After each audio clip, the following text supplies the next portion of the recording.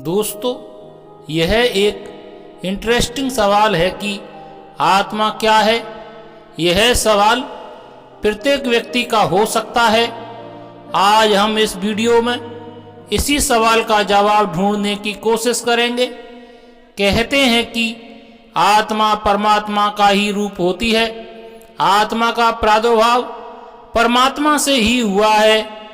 आत्मा उस चेतना को कह सकते हैं जो शरीर का संचालन करती है, अर्थात यह आत्मा इन भौतिक पदार्थों जिन्हें पंचभूत कहते हैं, जैसे पृथ्वी, जल, अग्नि, वायु और आकाश से परे है। आत्मा पंचभूत नहीं बल्कि पंचभूतों से बने शरीर में निवास करती है। अब हम कह सकते हैं कि हम एक अविनाशी आत्मा हैं जो इस शरीर के माध्यम से कर्म करती है और उस कर्म के फल को भोगती है। भगवान श्री कृष्ण ने भगवद गीता में आत्मा के विषय में बताया है।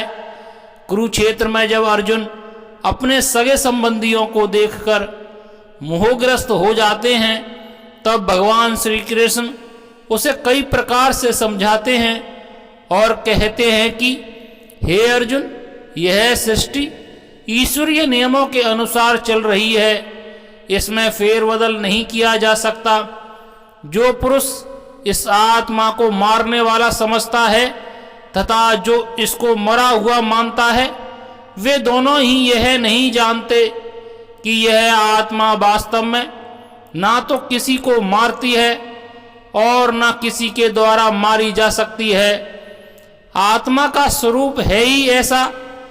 आत्मा ना तो किसी काल में जन्मती है और ना मरती है, क्योंकि यह आत्मा अजन्मा है, नित्य है, सनातन और पुरातन है। शरीर के मारे जाने पर भी यह आत्मा मारी नहीं जा सकती।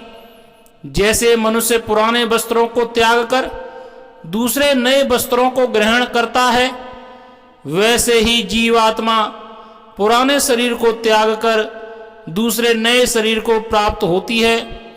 आगे श्री कृष्ण कहते हैं कि हे अर्जुन, इस आत्मा को शस्त्र काट नहीं सकते, अग्नि जला नहीं सकती, पानी गला नहीं सकता और वायु इसे सुखा नहीं सकती।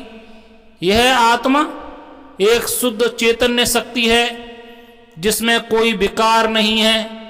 उसकी चैतन्य शक्ति से शरीर की सभी क्रियाएं संचालित होती हैं। साहिब बंदगी। नमो बुद्धाय। दोस्तों, यदि आपको मेरे विचार पसंद आए हों तो मेरे चैनल को सब्सक्राइब करें